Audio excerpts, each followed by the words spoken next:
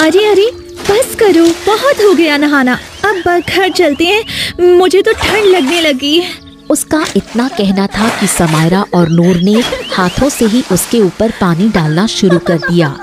तू बहुत जल्दी उकता जाती है, आज तुझे जाने नहीं देंगी। जब तक हमारा दोनों का मन नहीं भर जाता पानी में खेलने से, तब तक तू भी नहीं जाएगी। अभी समायरा इतना ही बोली थी कि नूर को पानी के अंदर किसी की आहट महसूस हुई, जिससे उसके चेहरे का रंग उड़ गया। वो थोड़ा पीछे हटी। उसने एक बार समायरा को देखा जो फलक के ऊपर पानी डाल रही थी। नूर की बेचैनी उसको दिखाई नहीं दे रही थी। देखते ही देखते नूर को किसी विचित्र शक्ति ने पानी के अंदर खींच लिया। पानी में तेज शोर हुआ तो फलक और समायरा ने पीछे मुड़ के देखा। अब सिर्फ नूर के बाल ही उनको नजर आ रहे थे, जो पल भर में ओझल हो गए। अरे ये नूर कहाँ गई? नूर कहाँ गई? हाँ नूर कहाँ हो? कहाँ हो तुम? अरे मजाक मत करो, ऊपर आओ। देखो मैं जानती हूँ तुम हमारे साथ मजाक कर रही हो, अब और न सताओ और बाहर आ जाओ, जान हलक में अटक गई है। समायरा के बोलने का कोई फायदा नहीं था, क्योंकि नूर अब गायब हो चुकी थी। फलक और समायरा ऐसे खड़ी थी जैसे उनका सब कुछ खो गया हो। समायरा हिम्मत से काम लो, इस पानी में कब तक खड़ी रहेंगी? हमको बाहर निकलकर किसी से मदद लेनी होगी। नहीं नहीं, मैं अपनी सहेली के साथ यहाँ आई थी और उसी के साथ बाहर जाऊंगी पानी से। जब तक वो लौट कर नहीं आती तब तक नहीं जाऊंगी। समायरा के सिर पर जैसे पागलपन सवार हो गया। फलक हिम्मत करके उसको पानी से बाहर लाई। मेरी बात ध्यान से सुनो, वो तालाब के अंदर गायब हो गई है। उसके बाल देखे थे मैंने अंत में, ऐसा लग रहा था जैसे वो हमसे कुछ कहने की कोशिश कर रही हो। अब हमारे पास एक ही रास्ता है, हमें उसकी मदद लेनी होगी। उसकी बात सुनकर समायरा जैसे गहरी सोच से बाहर आई हो और उसको कोई तो अपनी सहेली तक पहुंचने का सुराग मिला हो। किसकी मदद? किसकी मदद की बात कर रही हो तुम? वो ही अघोरी। अघोरी? तुमने सोच भी कैसे लिया हाँ कि हम लोग उस अघोरी की मदद लेंगे? दूसरा कोई रास्ता है तुम्हारे पास? नहीं, पर उसको लेके ही अब घर जाएंगे, उसके पहले नहीं। अभी अघोरी के पास चलते हैं, इससे पहले गांव में ये बात फैल जाए। समायरा फलक को लेकर वहाँ से निकल चुकी थी।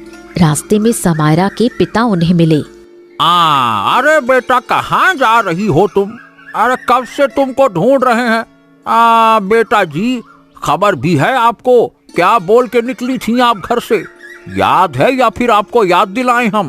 पिताजी याद है, बोल के निकली थी कि कल मेरा विवाह है, आज सहेलियों के साथ आखिरी शाम थी। हाँ तो बेटा जी अब बिता ली ना आखिरी शाम।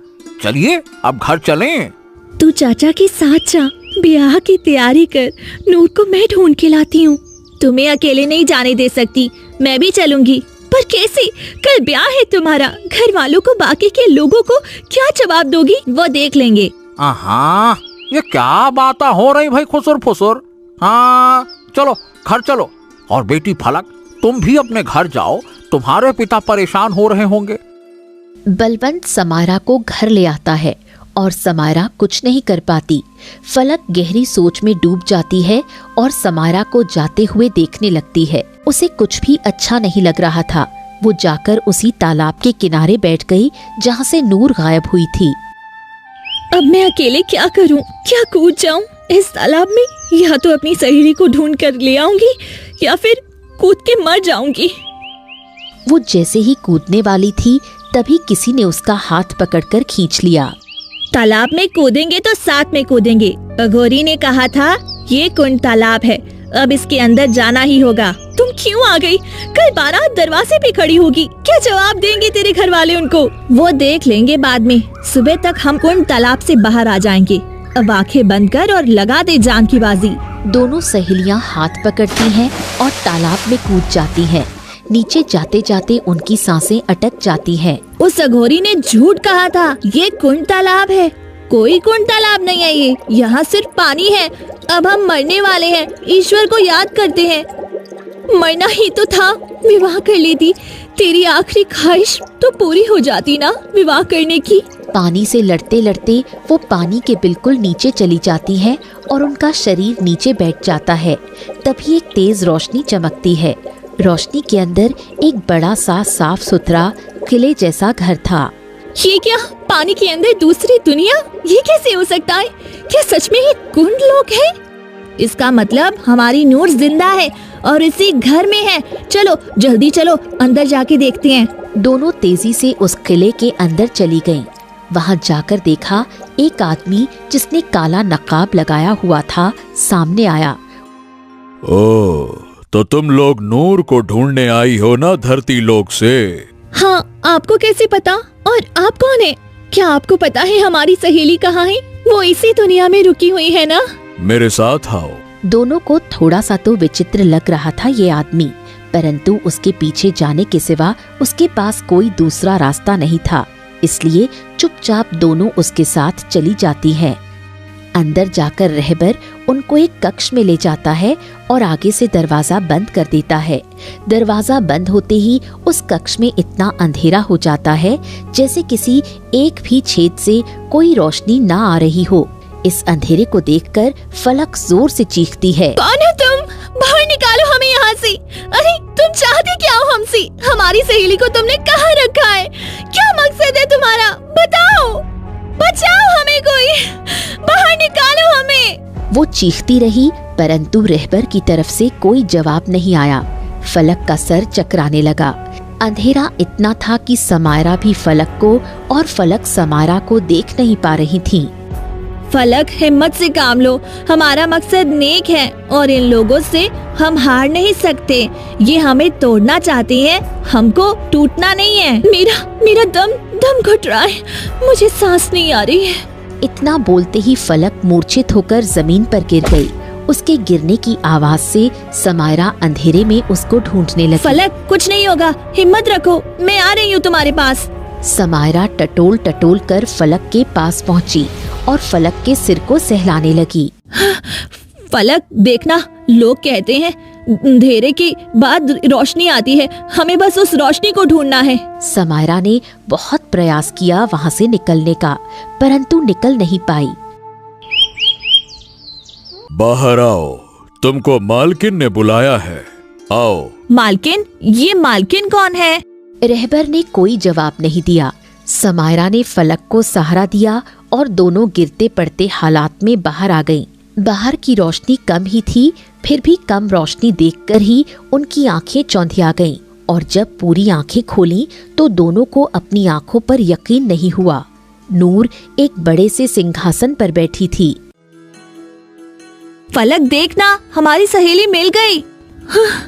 यहाँ हमारा हाल भूख और अंधेरे से खराब हो गया और तुम यहाँ आराम से बैठी हुई हो। अरे कैसी सहेली हो तुम, देखने भी नहीं आई। मेरा घर पसंद नहीं आया? तुम्हारा घर? हाँ, मेरा घर, यही तो रहती हूँ मैं पिछले 20 वर्षों से। 20 वर्ष की तुम हो भी नहीं। मजाक करने के लिए पूरा जीवन पड़ा है। अभी घर चलती हैं, सब परेशान हो रही होंगी और तुम तो जानती ही हो, आज समायरा का विवाह है। देरी हो गई तो बारात वापस चली जाएगी, फिर कभी उसका विवाह नहीं हो पाएगा। गांव वालों को जानती हो ना, कैसे कैसे लोग हैं, पंचायत बिठा लेंगे वो लोग।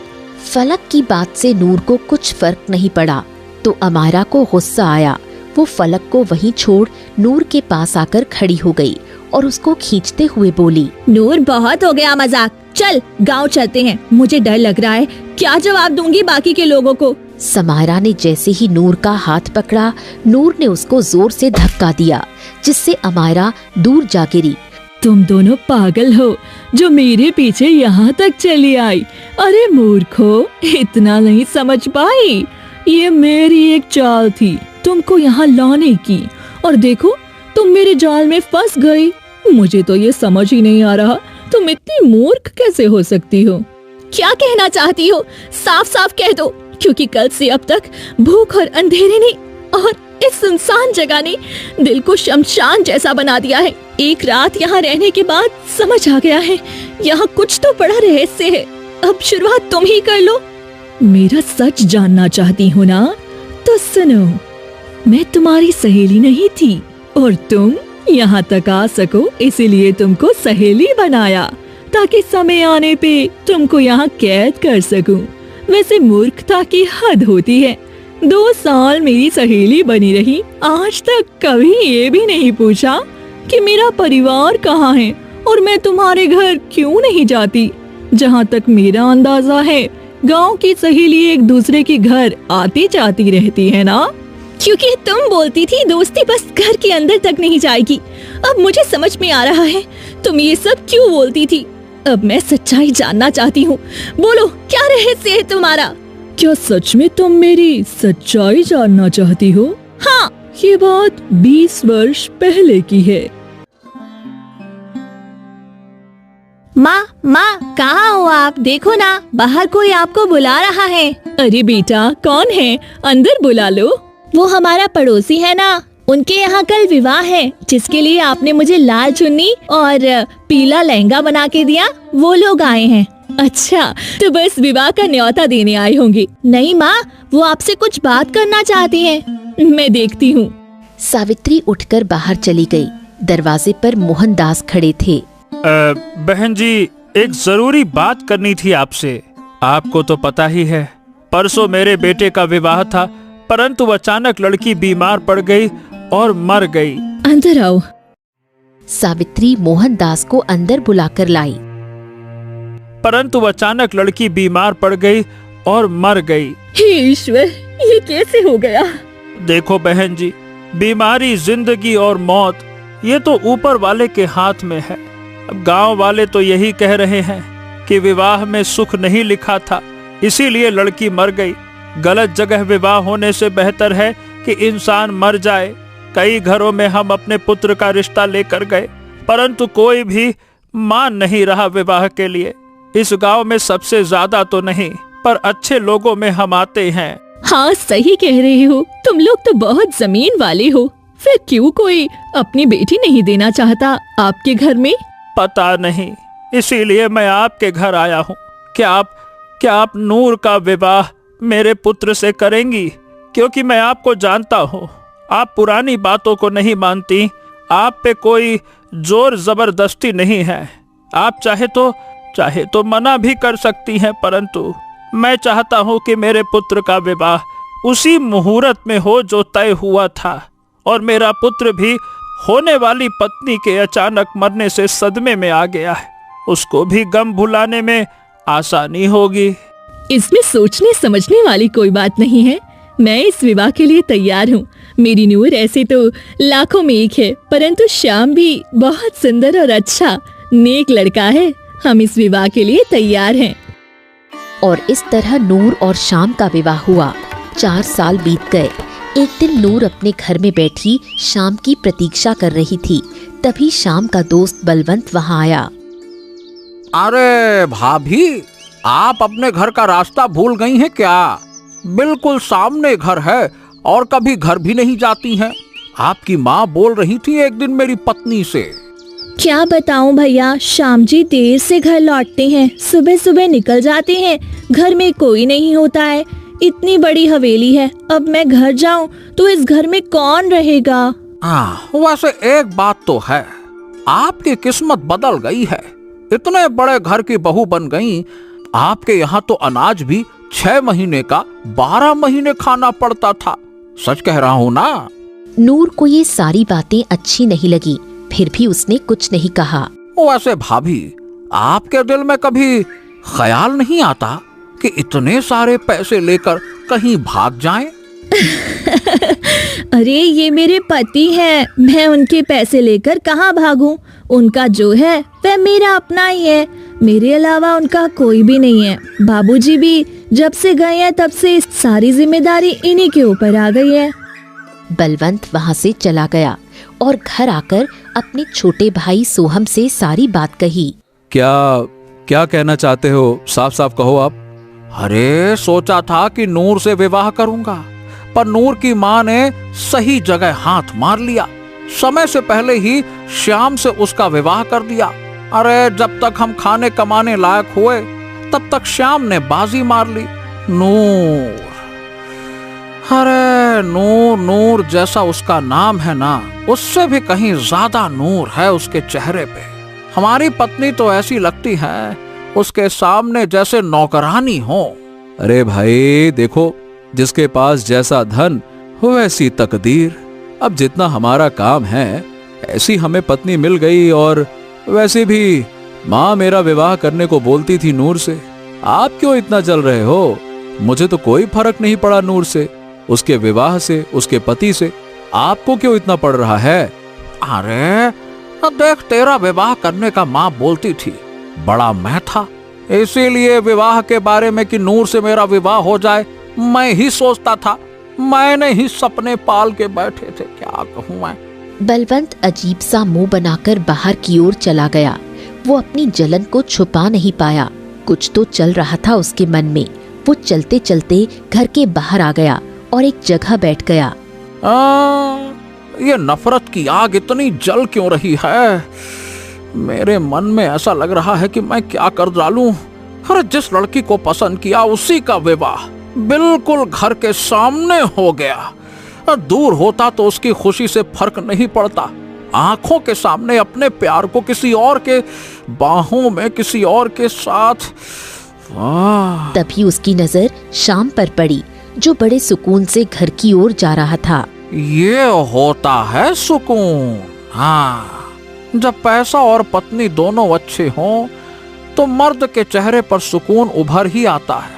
ससुरा, ये सुकून तो हमें कभी नसीब नहीं होगा। घर जाओ तो हमारी पत्नी की शक्ल कुछ तो बुरी है ही, और कुछ वो बुरी बना लेती है मुझे देख के। अब इंसान करे तो करे क्या? इंसान अपना दुख तो सह ले, पर ससुरा इस श्याम का सुख सहा नहीं जाता मुझसे। बलवंत अपना गुस्सा सह नहीं पाया। वो अपनी जगह से उठा और उसने शाम के सिर पर एक ईंट से वार किया, जिससे शाम एक बार में ही गिर गया। बलवंत का गुस्सा इतना बढ़ गया था कि उसको ये पता ही नहीं लगा कि वो क्या कर रहा है। देखते ही देखते उसने शाम के सिर पर कई बार ईंट से वार किया और शाम मर गया। उधर नूर अपने घर के द्वार पर खड़ी अपने पति के आने का बेसब्री से इंतजार कर रही थी। आज इतना समय हो गया, अब तक तो आ जाना चाहिए था श्याम जी को। मुझे बहुत फिक्र हो रही है। वो तो कहीं रास्ते में रुकते भी नहीं है। एक बार देख के आती हूँ गांव के बाहर। जब तक आएंगे नहीं मुझे चैन नहीं मिलेगा। नूर का दिल अब पूरी तरह से बेचैन था। वो घर से निकलकर गांव की गलियों से होती हुई गुजरने लगी। उधर बलवंत शाम के पास खड़ा सोच रहा था। हे ईश्वर, ये मैंने क्या कर दिया? ये तो ससुरा मर गया, अब मैं क्या करूँगा? अरे छोड़ो इसको, भागो। वो उसको छोड़कर भागने लगा। तभी नूर भागते हुए आई।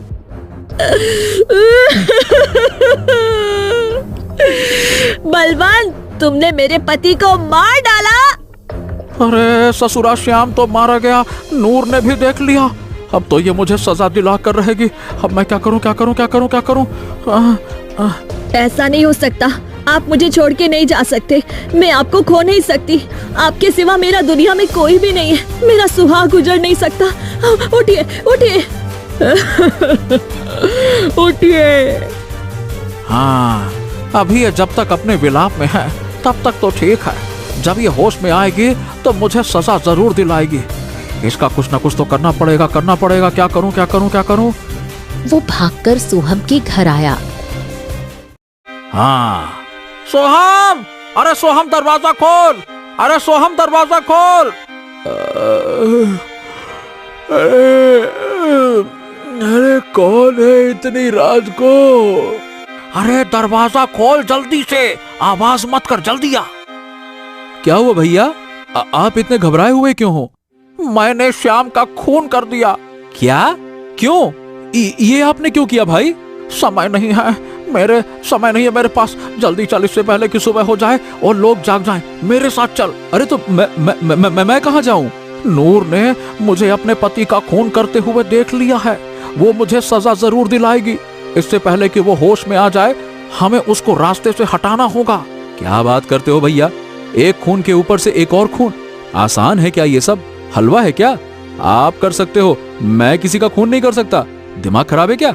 अरे तो क्या अपने भाई को मरने देगा तू? खून के रिश्ते अब सफेद हो गए क्या? क्या बातें करता है तू रे? ठीक है भाई, चलो चलते हैं। अब जैसा आप बोलो वही करेंगे। आपको बचाने के लिए तो कुछ भी करूंगा। चलो। दोनों चलते हुए श्याम और नूर के पास आए। नूर उनको देखकर अपनी जगह से खड़ी हो गई। बलवंत, तुमने मेरे पति को मार डाला। तुझे जिंदा नहीं छोड़ूंगी मैं। मेरे पति का क्या कसूर था, मुझे ये तो बता दे। कसूर कुछ नहीं था, बस मैं जल्दी गुस्से में आ जाता हूँ नूर। आज भी गुस्सा सर पे चढ़ गया और उसमें तुम्हारा पति मर गया। सच कहता हूँ नूर, उसको मारना नहीं चाहता था, परंतु जब गुस्से में होता हूँ ना, मैं आपा खो देता हूँ। राजा के पास जाऊंगी, अपने पति के लिए इंसाफ मांगूंगी। देखो तुम वहाँ नहीं जा सकती हो, क्योंकि इतना बोलते ही बलवंत ने नूर को भी ईंट से मारना शुरू कर दिया। वो अपने पति की लाश को देखकर पहले ही मर गई थी। अब बलवंत ने सोहम के साथ मिलकर उसको घसीटना शुरू किया और तालाब के किनारे ले गए। उसको तालाब में फेंक दिया।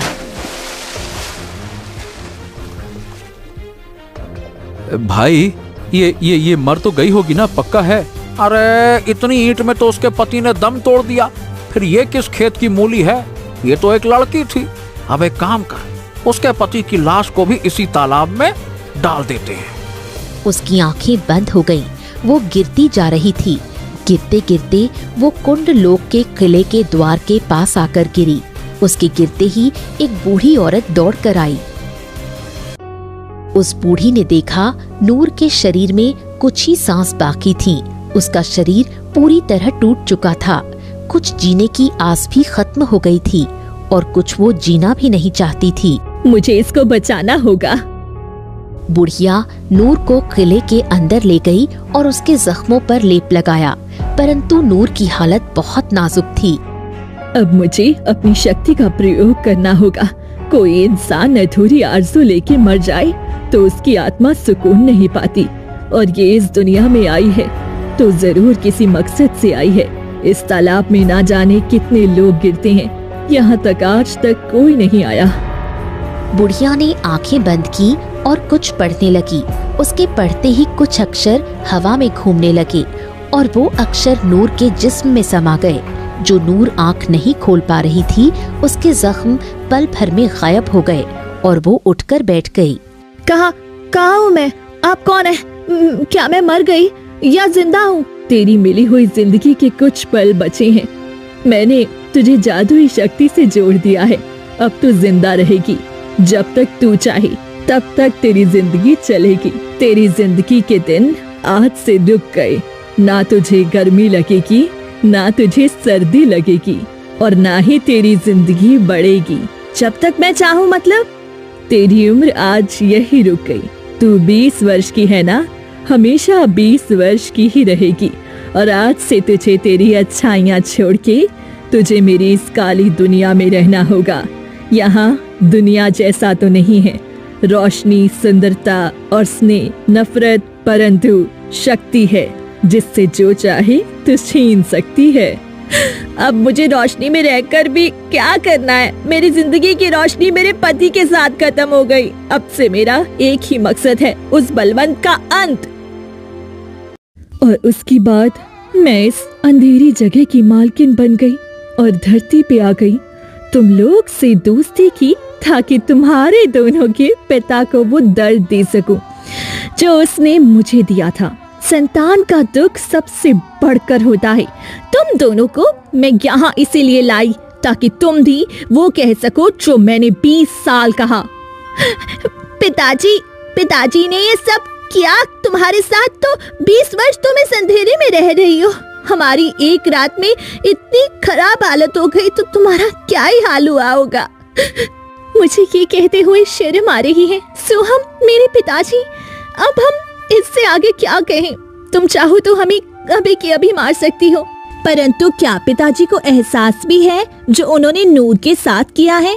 मुझे नहीं लगता उन्हें एहसास भी होगा। वहीं बलवंत तालाब के किनारे खड़ा हुआ था। अघोरी उनके साथ था। तुम दोनों की बेटी आई थी मेरे पास। वो इस दुनिया में जाना चाहती थी। मैंने मना भी किया, परंतु वो नहीं मानी। मेरे द्वार पे बेटी की बारात खड़ी हुई है। मेरी बेटी के भतीजी इस दुनिया में चली गई। जो मैंने 20 वर्ष पहले किया, वो आज मेरे सामने आकर खड़ा हो गया। अब मैं क्या करूं? अपनी पत्नी को, बेटी के ससुराल वालों को क्या जवाब दूंगा मैं, क्या जवाब दूं? भैया अब गलती की है तो सुधारना तो पड़ेगा। अरे कैसे सुधार लूं गलती, कैसे सुधार लूं गलती को? नूर तो मर गई है, वो जिंदा होती तो उससे माफी मांग लेता। नूर जिंदा है और वही तुम्हारी बेटियों को अपनी दुनिया में ले गई है। अब वो तुम्हारा बदला तुम्हारी बेटी से लेगी। हाँ हाँ, वो जिंदा है, पर कैसे, कैसे जिंदा है? अघोरी ने सारी बात बलवंत को बता दी। हाँ, अब मुझे अपनी बेटी को बचाना है तो मुझे उस कुंड लोक में जाना होगा। अपनी बेटी को नहीं खो सकता।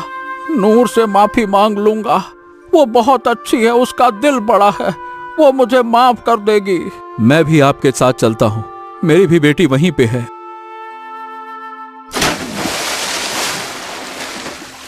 दोनों कुछ ही देर में कुंडलोक पहुंचे और नूर के पैरों में गिर गए।